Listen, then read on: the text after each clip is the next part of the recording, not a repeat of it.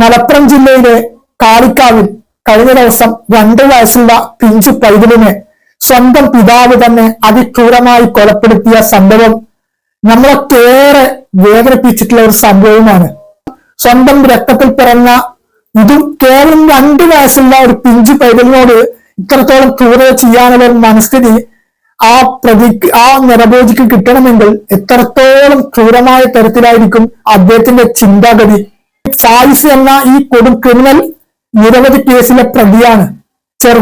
വളരെ ചെറുപ്പത്തിലെ ലഹരിക്ക് അടിമയായിട്ടാണ് ഇപ്പോൾ പറഞ്ഞു കേൾക്കുന്നത്. മാത്രമല്ല, ഈ ഫായിസിനെ കൊലപാതകം ചെയ്യാൻ 2 വയസ്സുള്ള പിഞ്ചു പൈതലിനെ കൊലപ്പെടുത്തുവാൻ കൂട്ടുനിൽക്കുന്നത് സ്വന്തം മാതാവും സഹോദരിയുമാണ് ഇപ്പോൾ പുറത്തു വന്നുകൊണ്ടിരിക്കുന്ന റിപ്പോർട്ടുകൾ. തീർച്ചയായിട്ടും അവരെയും മാതൃകപരമായിട്ട് ശിക്ഷിക്കണം. ഇത്തരം കുറ്റകൃത്യങ്ങളൊക്കെ നമ്മുടെ നാട്ടിൽ ഉണ്ടാകുന്നതിന് പ്രധാന കാരണം തന്നെ നമ്മുടെ നിയമ വ്യവസ്ഥയുടെ പാളിച്ച തന്നെയാണ്. കാരണം ഈ പ്രതിക്ക് നമ്മുടെ നിയമ പരമാവധി കൊടുക്കുന്ന ശിക്ഷ എന്താണെന്ന് നമുക്കൊന്ന് കണ്ടറിയാം. 3 മാസം വരെ ഇദ്ദേഹത്തിന് ഒരു സർക്കാരിന് ചെലവ് തീറ്റിപ്പോറ്റും. 3 മാസം കഴിഞ്ഞാൽ എന്ത് ചെയ്യും? ഇദ്ദേഹത്തിന് ജാമ്യം കൊടുക്കും. ജാമ്യം കൊടുത്ത് പുറത്തു ഇറങ്ങി കഴിഞ്ഞാലോ ഈ കേസ് വർഷങ്ങളോളം വിചാരണായിട്ട് മുന്നോട്ട് പോകും. അത് ലാസ്റ്റ് ഒരു കേസ് വിധിക്കാൻ ചിലപ്പോൾ ജീവപരാന്തിയോ അല്ല കുറച്ച് വർഷത്തേക്കുള്ള തടവായിരിക്കും.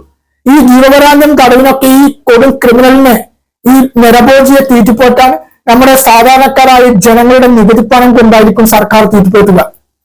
ഇതല്ലേ നമ്മുടെ നാട്ടിൽ കാണുന്ന ഇത്തരം പ്രതികൾക്ക് കൊടുക്കുന്ന ശിക്ഷ.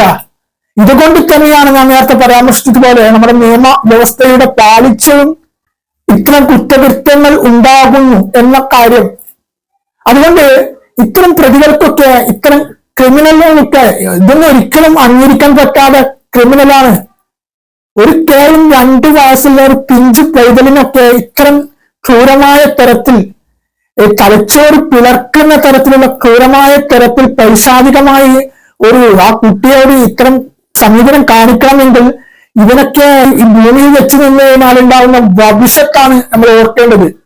ഇതിനൊക്കെ പരസ്യമായിട്ട് കൈകാര്യം ചെയ്യുന്ന ഒരു നിയമമാണ് നമ്മുടെ നാട്ടിൽ വേണ്ടത്. എങ്കിൽ മാത്രമേ ഇതുപോലുള്ള പ്രതികൾക്ക് ഒരു മുന്നറിയിപ്പായിട്ട് മാറൂ.